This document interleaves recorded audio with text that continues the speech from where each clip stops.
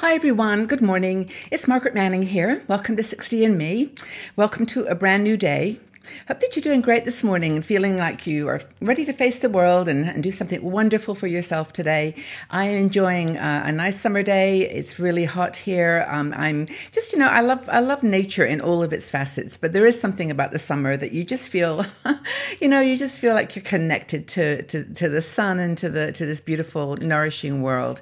But anyway, this morning I'm having a cup of tea that reminds me of a hot place, which is Bali. I discovered lemongrass tea when I was there, and I tended to eat it, drink it cold, like an iced tea, and they put like a stalk of lemongrass because it grows just right there.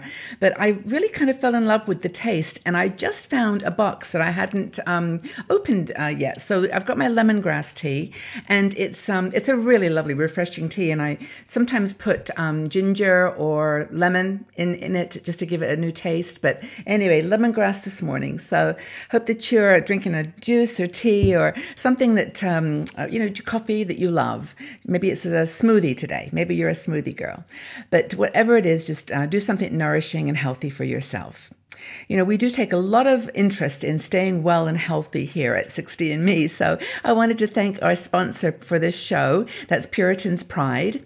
You can check out the Puritan's Pride website to find out how you can get more from life by balancing the right nutrition into your life. So thank you to Puritan's Pride. Thank you. Now, what are you doing today? I'm going to do some shopping today. I've got a few things I need to get. And I looked at this article by one of our new bloggers, Joy Harmon, and I was inspired to stop because I always buy things locally, and then I hear where I live, because it is a different country than my home country. But I always think I should wait until I'm in an exotic place and buy something local from that place. And I travel enough that I should, just put my money aside and do that, because she inspired me with this. Joy actually moved to Thailand, and she lives in Chiang Mai. I'm not quite sure whether she's American or British, but she's she moved to Thailand, and she's an expat there in Thailand. And moving to a new country can have a really strong impact on, it has an impact on the way you are in that place. So you might find yourself wearing things that you wouldn't wear at home. For example, I went to India when I was quite young, but I got into wearing saris and kurtas and shawls. And I would definitely not wear all of that here back at home. But when you're there in the country, if you're comfortable, you can wear a little bit of the local clothing. And adapting can be something of a challenge, if you're psychologically not ready for it, or if you're perhaps a size that's not the same size as the local people. Try shopping in Singapore if you're a size 10 plus. I'm just kidding, but there are some countries where they really do. Of course, they have a bit more petite women where you can get these fabulous clothes, but only if you're a small size. So Joy has some ideas. And she reminds us that dressing in local clothing is actually part of the fun of traveling. And every country has a distinctive way of putting fabric together, putting colors together. They have a different, sort of focus on ceremonial costumes, things you would wear for a holiday, that are very unique to that holiday. But, having fun just shopping locally, I think, is what she's all about. And she gives us some ideas. Now, when you're in a new place, you just move there, or you've just, you're on holiday there, and you see somebody wearing something and you think, where did you get that? That is so interesting. That's so cute. All you can do is go up to that person, if they're in a cafe or somewhere where you can talk to them and say, wow, I love your outfit. Where did you get that? And then they'll say, I purchased it down this street in this little shop, and it's called something. And my sister knows someone they always have a story. It's great. And just go ahead and go to that place, or ask your friends, anybody, and there's so many cool online websites now, or online Facebook groups. There's one that I belong to, which you can just really almost go online and say, hey guys, I'm in wherever, Cyprus. How do I find local clothes, or where do I shop? And there they are. People will come on and say, I found this great selection here, and so on. Bali, I have so many suggestions. If you ever go to Bali, let me know. Not tons of places. I have a few that I really loved, and especially in places like Seminyak or Sanur in the beach towns. You get all kinds of cool stuff there. So research online too. Find your favorite shopping sites, and shopping in X country. We're in a world now of absolutely surrounding information. Like, it doesn't really matter where you are, what you need. Just Google or Bing it, and you'll find something. Now, there's two different ways you can do this. You can either go ahead and just buy the traditional item. Just buy the sari or the dress that's very unique to that country, the skirt, the sarong, and just wear it full out.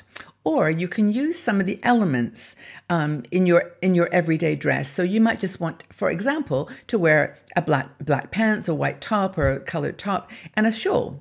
And that shawl may be very unique to the country or in the fabric that people see every day, because they're used to batik, or they're used to fat kinds of fabric that are local to that place. So you can you can do it in a subtle way, just gently adding elements, or you can do it full on and just wear whatever you feel comfortable in. That is exactly what they wear in that country.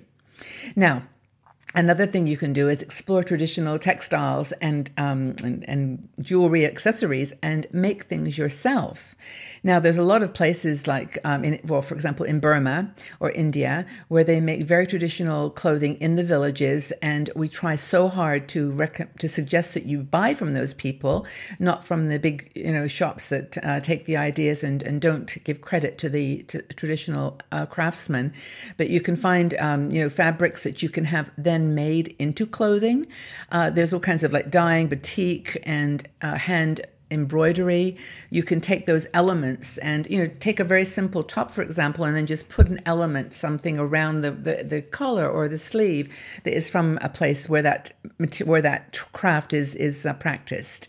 Very, very, and add scarves, belts, and bags. I mean, when I used to go to India, I just found this little bracelet. I used to buy things like this all the time in the little markets in India. Very inexpensive, probably less than $1. And I used to just buy these and put them on and have arms of bangles. And you can do that even if you're not a kind of what's the word, like extreme dresser. You just want to have something like a bangle like that just says, I'm with you guys. This is me. I'm in your country. I'm enjoying your crafts. Another thing that Joy does, which I think is wonderful, and I did it too, was to take a class in local textiles or crafts. Find a local person, no, not such a company, a group who does take you on tours to the local craftsmen that I described, and look at what they're doing and purchase their textiles and their work. Get tips on where to buy from local artisans.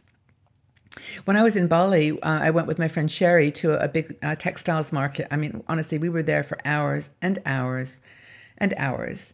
It was so interesting. Now, these were people selling products from the villages, but they were authentic and beautiful and reasonably priced. So I think those things will always hold a special place.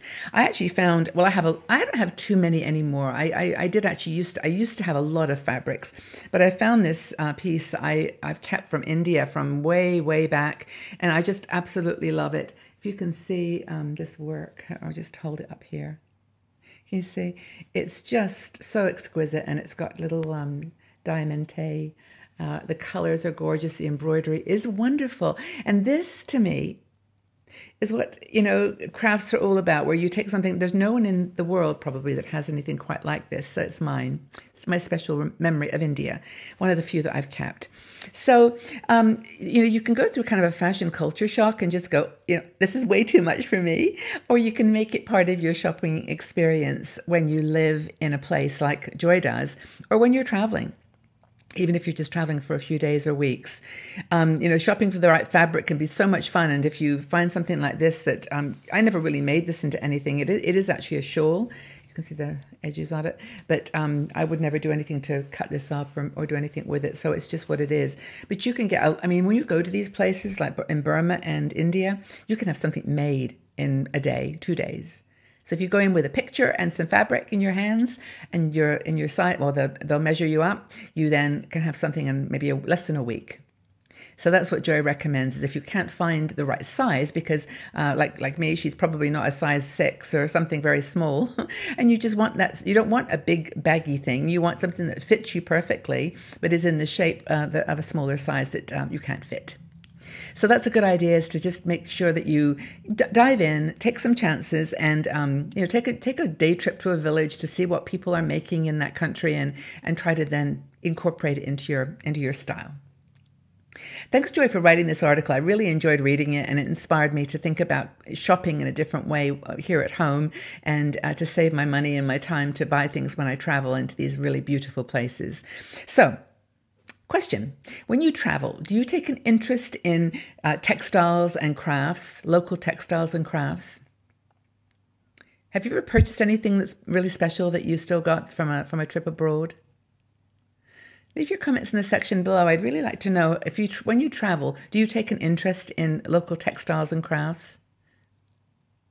I really enjoyed our conversation, so please leave your comments below and respond and chat with each other, and we'll have a conversation. Have a wonderful day, everybody. Thank you again for being here. Please tell your friends to join us here and on our Patreon channel, and also at all our other channels on YouTube and Facebook. We love having you here. And tell us about your travels abroad and how you like to purchase or deal with textiles and crafts. Have a great day, everybody. I'll see you all again very soon. Bye-bye for now.